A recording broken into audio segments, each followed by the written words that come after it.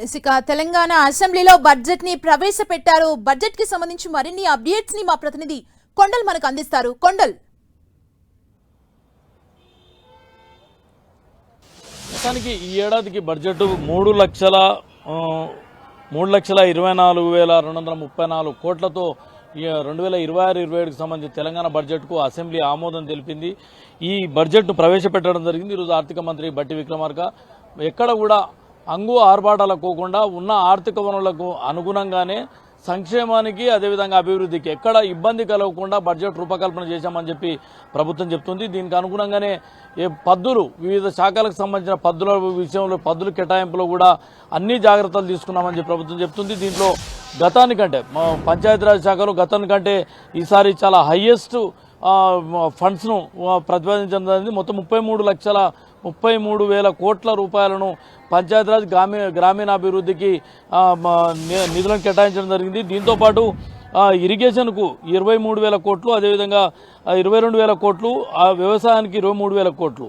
మరోవైపు విద్యకు గతంలో ఎప్పుడూ లేనంత ఎక్కువగా 26,000 కోట్లను విద్యాశాఖకు సంబంధించి కేటాయింపులు జరిగింది. అంటే పూర్తిగా ఫోకస్ ప్రభుత్వం ఏదైతే ప్రయారిటీగా పెట్టుకుందో ఆ ప్రయారిటీ శాఖలకు అధిక ప్రాధాన్యత ఇస్తూ నిధుల కేటాయింపు అన్నది బడ్జెట్లో మనకు స్పష్టంగా కనిపిస్తుంది.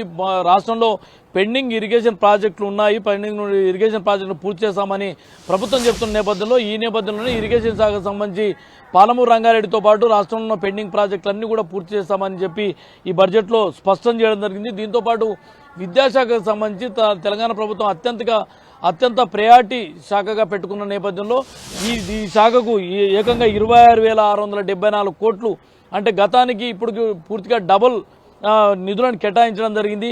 దీంతోపాటు ఇక గ్రామీణాభివృద్ధికి సంబంధించి దాదాపు హ్యామ్ రోడ్లకే 7,400 కిలోమీటర్ల హ్యామ్ రోడ్లను రాష్ట్రం వ్యాప్తంగా నిర్మించాలని చెప్పి హ్యామ్ రోడ్లకు కేటాయించింది. మొత్తం 33,000 కోట్లను ఒక గ్రామీణాభివృద్ధి ఇరిగేషన్ పిఆర్ శాఖకు సంబంధించి కేటాయించింది. మొత్తం దీంతోపాటు ఒక కొత్త పథకానికి ప్రభుత్వం ఈరోజు శ్రీకారం చుట్టింది. ఇందిరమ్మ జీవిత బీమా పథకానికి 5 లక్షల జీవిత బీమా ఉంటుంది. ప్రతి కుటుంబానికి రాష్ట్రంలో ఉన్న 1,15,000 కుటుంబాలకు ఈ జూన్ 2 నుంచి ఈ పథకాన్ని అమలు చేస్తామని చెప్పి బడ్జెట్లో ప్రవేశపెట్టింది. దీంతోపాటు ఇంకా ఆర్థిక వనరులను పెంచుకునే దిశగా, అంటే ఆ రాష్ట్రానికి ఖజానాకు ఆదాయం పెంచుకునే దిశగా ప్రభుత్వం చేపట్టిన ప్రాజెక్టులను అత్యంత జాగ్రత్తగా ముందుకు తీసుకెళ్తాం. ఎక్కడ కూడా ఈ అంగు ఆర్భాటాలకు దూరంగా ఉన్న ఆర్థిక వనరులకు అనుగుణంగా ప్రజల ఆకాంక్షలకు ప్రతిబింబంగా ఈ రాష్ట్ర బడ్జెట్ను రూపకల్పన చేసాం ప్రభుత్వం చెప్తుంది. దానికి అనుగుణంగానే బడ్జెట్ కేటాయింపులు అదేవిధంగా ఖర్చు ఇవన్నీ కూడా ఈ జాగ్రత్తలు తీసుకున్నామని చెప్పి ప్రభుత్వం చెప్తుంది. ముఖ్యంగా ఫ్యూచర్ సిటీకి సంబంధించి ఫ్యూచర్ సిటీ మూసి పునరుద్ధరణతో ప్రాజెక్టుతో పాటు మూసి ఏదైతే మెట్రో కారిడార్ విస్తరణ, ఈ 3 అంశాలను అత్యంత ప్రయారిటీగా ప్రభుత్వం తీసుకుంది. ఈ మూడింటిని పూర్తి చేస్తాం.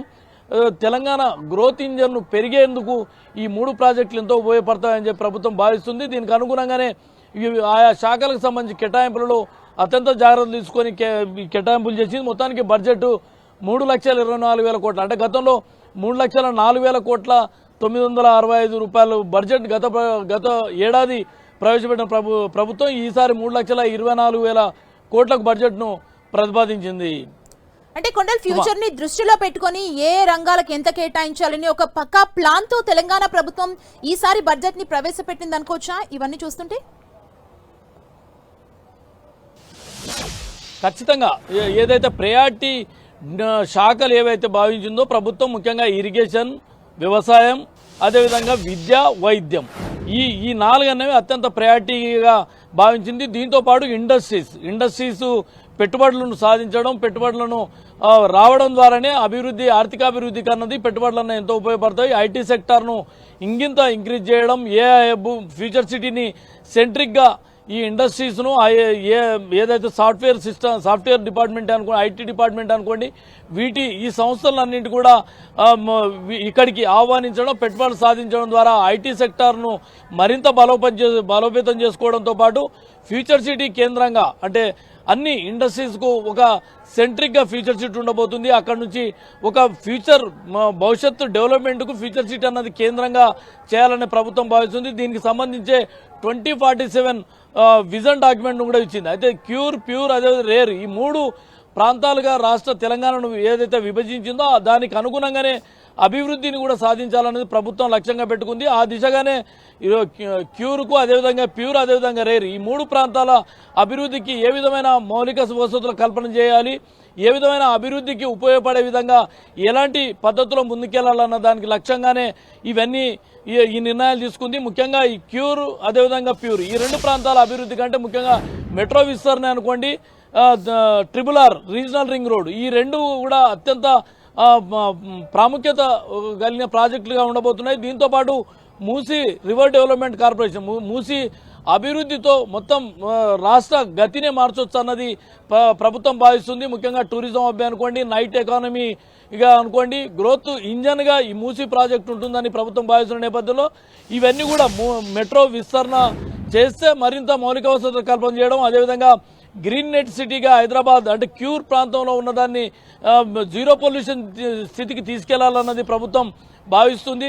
అదేవిధంగా ఔటర్ రింగ్ రోడ్ అదేవిధంగా రీజనల్ రింగ్ రోడ్ మధ్యన ఉన్న ప్యూర్ ప్రాంతాన్ని పూర్తిగా ఇండస్ట్రీ అభివృద్ధి కోసమని ఆ ప్రాంతాన్ని కేటాయించడం, అక్కడ వాటికి సంబంధించిన మౌలిక వసతుల కల్పన చేయడం, అదేవిధంగా ఆ ఎన్విరాన్మెంట్ను అక్కడ సిస్టమ్ను ఏర్పాటు చేయడం అనేది ప్రభుత్వం ఒక నిర్దేశిత లక్ష్యంతో ముందుకెళ్తుంది. ఈ దిశగానే క్యూర్ ప్యూర్ అదేవిధంగా రేర్ ఈ 3 ప్రాంతాల అభివృద్ధికి ఒక లక్ష్యంగా ముందుకెట్టుకుంది. దీంతోపాటు మెగా ప్రాజెక్ట్స్గా ఉన్న మూసీ డెవలప్మెంట్ అనుకోండి, అదేవిధంగా ఫ్యూచర్ సిటీ డెవలప్మెంట్ అనుకోండి, ఈ రెండింటి మీద హై ఫోకస్ చేసినట్టుగా భావించవచ్చు.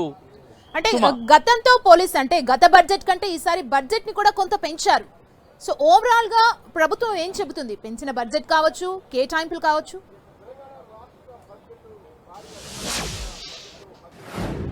ప్రభుత్వం ఒకటే ఈ బడ్జెట్ కాపీలోనే ప్రభుత్వం చాలా స్పష్టంగా చెప్పింది, ఇది తెలంగాణ ప్రజల ఆకాంక్షలు ఆశలకు అనుగుణంగా ఈ బడ్జెట్ను పెట్టాం, ఎక్కడ అనవసర గొప్పలకు పోలేదని చెప్పి కూడా ఈ బడ్జెట్ కాపీలో ప్రస్తావించడం జరిగింది. తెలంగాణ అభ్యంతరం ఏదైతే ఆకాంక్షలు ప్రజల అభిప్రాయాలకు ప్రతిరూపంగా అభివృద్ధి సంక్షేమం ఈ రెండింటికి పెద్దపీట వేస్తూ ఈ బడ్జెట్ రూపకల్పన జరిగింది అని చెప్పి ప్రభుత్వం బడ్జెట్ కాపీలో చాలా స్పష్టంగా చెప్పడం జరిగింది. అంటే ఎక్కడ కూడా ఉన్న వనరులను వాడుకుంటూ ఆర్థికంగా మరింత ఇన్కమ్ సోర్స్ను పెంచుకుంటూ ఆ వచ్చిన ఆదాయాన్ని ప్రజలకు పంచడం, సంక్షేమాన్ని అభివృద్ధికి రెండింటికి సమన్యాయంగా పంచడం, ఆ విధంగా రాష్ట్ర అభివృద్ధికి ముందుకు తీసుకెళ్లడం లక్ష్యంగానే మేము బడ్జెట్ రూపకల్పన చేశామని చెప్పి బడ్జెట్ కాపీలోనే ప్రభుత్వం ప్రస్తావించింది. దానికి అనుగుణంగానే ఏదైతే ప్రయారిటీ శాఖలు అని ప్రభుత్వం భావించిందో వాటికి బడ్జెట్లో కేటాయింపులు కూడా భారీగానే చేసింది. ఇరిగేషన్ అనుకోండి, వ్యవసాయం అనుకోండి, పంచాయతీరాజ్ రూరల్ డెవలప్మెంట్ అనుకోండి, విద్య అనుకోండి, ఈ 4 సెక్టార్లకు హై ప్రయారిటీ ఇచ్చింది. దీంతోపాటు మెగా ప్రాజెక్ట్స్గా ఉన్న మూసీ రివర్ డెవలప్మెంట్ కారిడార్, అదేవిధంగా future city, regional ring road, metro విస్తరణ ఈ 4 ప్రాజెక్టులను ముందుకు తీసుకెళ్లే దిశగా ప్రభుత్వం ఈ బడ్జెట్లో కేటాయింపులు అదేవిధంగా ఒక లక్ష్యంతో ముందుకెళ్తున్నట్టు ఈ బడ్జెట్ చూస్తే అర్థమవుతుంది. సుమా, అంటే మనం గ్రామీణ అభివృద్ధికి సంబంధించి కూడా ఒక స్పెషల్ ఫోకస్ పెట్టినట్లుగా మనం క్లియర్ గా అర్థం చేసుకోవచ్చా? ఈ బడ్జెట్ లో గ్రామీణ అభివృద్ధికి, వ్యవసాయానికి, రైతు సంక్షేమానికి కూడా పెద్ద ఎత్తున కేటాయింపులను చూస్తే ఖచ్చితంగా ఈ ఇప్పుడు క్యూర్ ఔటర్ రింగ్ రోడ్ లోపల ఉన్న ప్రాంతాన్ని క్యూర్గా, అదేవిధంగా ఔటర్ రీజనల్ రింగ్ రోడ్ మధ్యలో ఉన్న ప్యూర్గా, అదేవిధంగా రీజనల్ రింగ్ రోడ్ నుంచి రాష్ట్రం మొత్తం అంటే రూరల్ ప్రాంతాలు ఉన్న దాన్ని రేర్గా భావించింది. అంటే రేర్ అనే ఆ ప్రాంతాన్ని పూర్తిగా వ్యవసాయ అభివృద్ధి అనుకోండి, దానికి వ్యవసాయ అనుబంధ సంస్థలకు సంబంధించిన కంపెనీస్ అనుకోండి, అదేవిధంగా అగ్రికల్చర్ సెక్టార్, అదేవిధంగా ఇరిగేషన్ సెక్టార్ ఈ 2 మేజర్గా రేర్ ప్రాంతంలోకి ఉంటుంది. కాబట్టి ఖచ్చితంగా ఏదైతే ఇరిగేషన్ ప్రాజెక్టులను పెండింగ్లో ఉన్న ఇరిగేషన్ ప్రాజెక్టులను పూర్తి చేయడం అన్నది ప్రధాన లక్ష్యంగా పెట్టుకుంది. దీనికి అనుగుణంగానే ఇరిగేషన్ 22,000 కోట్లను ఇరిగేషన్కు కేటాయించడం జరిగింది. దీంట్లో భాగంగా పాలమూరు రంగారెడ్డి ప్రాజెక్టును పూర్తి చేయడం, అదేవిధంగా తమిడట్టి ఏదైతే గతంలో చేవెళ్ళ అదేవిధంగా ప్రాజెక్టుగా మహాత్మా గాంధీ చేవెళ్ళ ప్రాజెక్టు ఏదైతే కాళేశ్వరం ప్రాజెక్టుగా డిజైన్ మార్చి గత ప్రభుత్వం నిర్మించిందో, అయితే తమిడట్టి నుంచి గతంలో ఉన్న ప్రతిపాదన నుంచి తమిడట్టి ద్వారా అక్కడి నుంచి తమిడట్టి దగ్గర ప్రాజెక్టు నిర్మాణం చేయాలని చెప్పి ప్రభుత్వం భావించింది. ఈ అంశాన్ని బడ్జెట్లో ప్రస్తావించడం జరిగింది. దీంతో పాటు పెండింగ్ ప్రాజెక్టులో ఉన్న కలకుర్తి లిఫ్ట్ ఇరిగేషన్ సంబంధించి అనుకోండి, భీమా 2 అనుకోండి, నెట్టెంపాడు, కోయల్కొండ, అదేవిధంగా కోయిల్ సాగర్, అదేవిధంగా దేవాదులకు సంబంధించిన అనుకోండి, ఈ పెండింగ్ ప్రాజెక్ట్స్ అన్నింటినీ పూర్తి చేయడం కేటాయించడం ద్వారా రూరల్ ఏరియాలో ఎకానమీని పెంచాలన్నది ప్రభుత్వం భావిస్తుంది. దీనికి అనుగుణంగానే ఈ కేటాయింపులు బడ్జెట్లో కేటాయింపులు అనేవి కనిపిస్తున్నాయి. సుమా, థ్యాంక్ యూ కొండల్.